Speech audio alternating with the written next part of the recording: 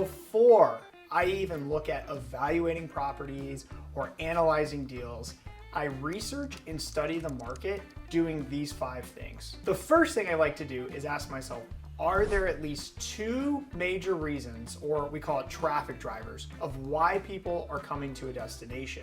The second thing I ask myself is, are there at least 2 major cities within 4 hours driving distance? I also like to know, are there any local regulations prohibiting short-term rentals? How do the locals feel towards short-term rentals? Or in other words, what's the community sentiment towards having a vacation rental in this particular destination? And then finally, I'm gonna look at the average rental rates and the gross return on investment or gross ROI for that particular market. Each of those 5 things I study before I even dive into looking at properties.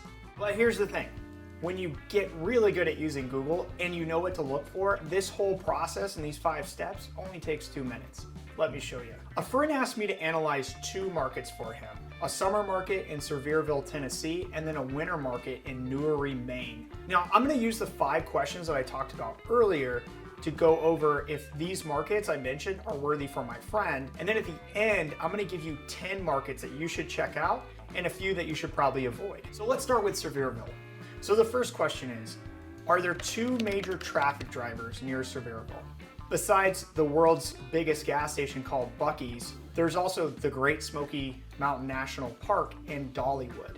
The second thing we want to know is whether there are 2 major cities nearby. So remember, they just have to be within 4 hours driving distance, not fly-in, but driving distance. So we look at that, we look at a map, we see Nashville and Atlanta, Georgia. You could also consider Knoxville, Tennessee.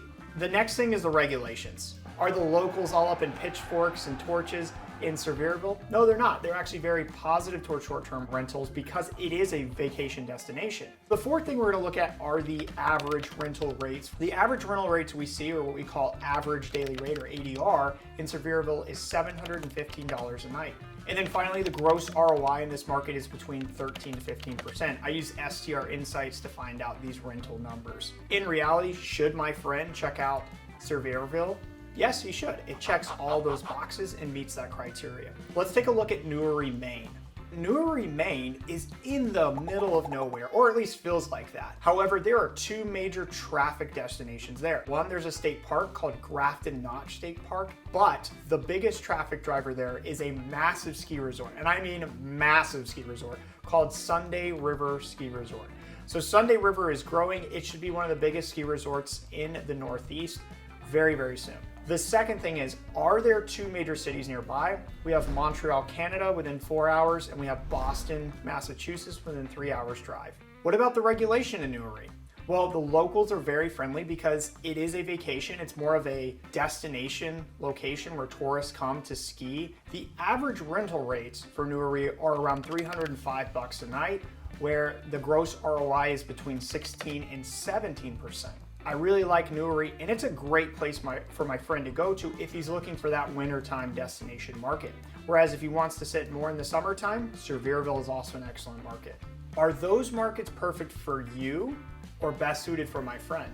Well, it really depends on how new you are to the business and what your goals are. So here are 5 markets that I think beginners should strongly consider. Hot Springs, Arkansas, Western North Carolina, Indian Shores, Florida, Taos, New Mexico, and then finally Boyne Falls, Michigan. In general, these are safer bets. They're more affordable, there's more inventory, and the returns are decent. However, with less risk also means less reward. So where are some more higher risk but higher reward and higher ceiling markets that you could go after? You've got to check out Luray, Virginia. The second market you want to go after in this is Newry. We talked about this market earlier. The third market you want to go for is in Cora, Montana. The fourth market you want to go for is the Red River Gorge in Kentucky. The fifth and final market I want to tell you about is Mears, Michigan. These markets are both emerging and growing. Less competition and less room to grow.